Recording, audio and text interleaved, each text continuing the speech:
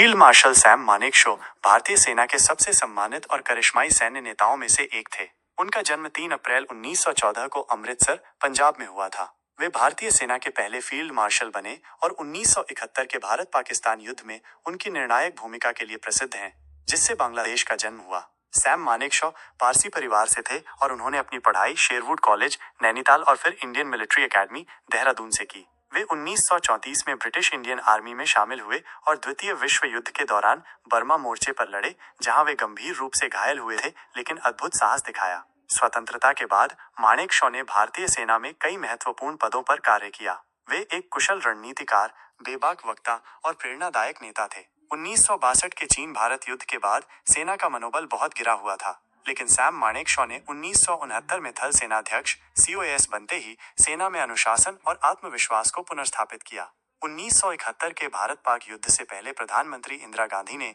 जब उनसे युद्ध की तैयारी के बारे में पूछा, तो मानेकशॉ ने बिना दबाव में आए स्पष्ट शब्दों में कहा कि युद्ध की सफलता के लिए समय और तैयारी चाहिए। उन्होंने योजना बनाई, सेना को संगठित किया और दिसंबर 1971 में पाकिस्तान के खिलाफ निर्णायक विजय प्राप्त की। इस युद्ध में 93,000 पाकिस्तानी सैनिकों ने आत्मसमर्पण किया, जो इतिहास का सबसे बड़ा सैन्य आत्मसमर्पण माना जाता है। उनकी सैन्य सेवा और उपलब्धियों को सम्मानित करते हुए 1 जनवरी 1973 को उन्हें फील्ड मार्शल की उपाधि दी गई, जो किसी भी भारतीय अधिकारी को मिला सर्वोच्च सैन्य पद है। सैम मानेकशॉ अपने व्यंग्यपूर्ण हास्य, स्पष्टवादिता और मजबूत नेतृत्व के लिए जाने जाते थे।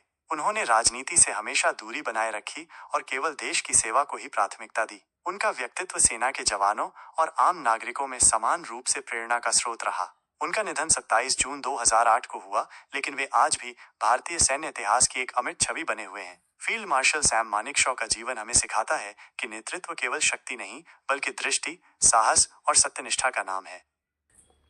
फील्ड मार्शल सैम मानेकशॉ और कांग्रेस सरकार, विशेषकर प्रधानमंत्री इंदिरा गांधी के बीच संबंधों में कई बार तनाव और अवहेलना की स्थिति उत्पन्न हुई। हालांकि मानेकशॉ ने 1971 के भारत-पाकिस्तान युद्ध में निर्णायक भूमिका निभाई, फिर भी उनके साथ सरकार का व्यवहार हमेशा सम्मानजनक नहीं रहा।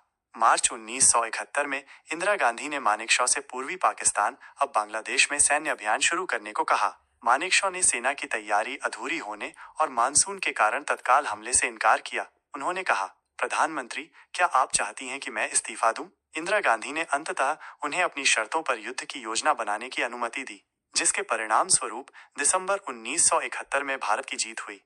1971 की जीत के बाद मानेकशॉ की लोकप्रियता इतनी बढ़ गई कि अफवाहें फैलने लगीं कि वे सरकार का तख्ता पलट कर सकते हैं। इंदिरा गांधी ने उन्हें संसद भवन बुलाकर सीधे पूछा, क्या आप मुझे हटाने की योजना बना रहे हैं? मानेकशॉ ने व्यंग्यात्मक रूप से उत्तर दिया, मैडम प्रधानमंत्री, क्या आपको नहीं लगता कि मैं एक योग्य विकल्प नहीं बनूंगा? उन्होंने स्पष्ट किया कि सेना का ऐसा कोई इरादा नहीं था। 1973 में इंदिरा गांधी सरकार ने तीसरे वेतन आयोग की सिफारिशों के आधार पर सशस्त्र बलों की पेंशन में कटौती की, जहां पहले अधिकारी अपनी अंतिम वेतन का 50% और जूनियर कमीशन अधिकारी 70% पेंशन पाते थे, इसे घटाकर अन्य सरकारी कर्मचारियों के समान कर दिया गया। इस निर्णय ने सेना में असंतोष पैदा किया और इसे मानेकशॉ के साथ सरकार के तनावपूर्ण संबंधों से जोड़ा गया।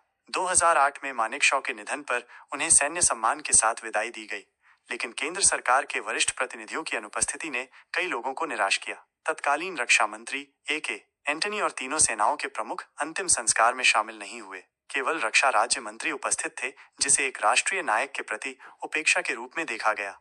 इन घटनाओं से स्पष्ट होता है कि सैम मानेकशॉ और कांग्रेस सरकार के बीच संबंधों में कई बार अवहेलना और तनाव की स्थिति उत्पन्न हुई, बावजूद इसके कि मानेकशॉ ने देश की सेवा में महत्वपूर्ण योगदान दिया।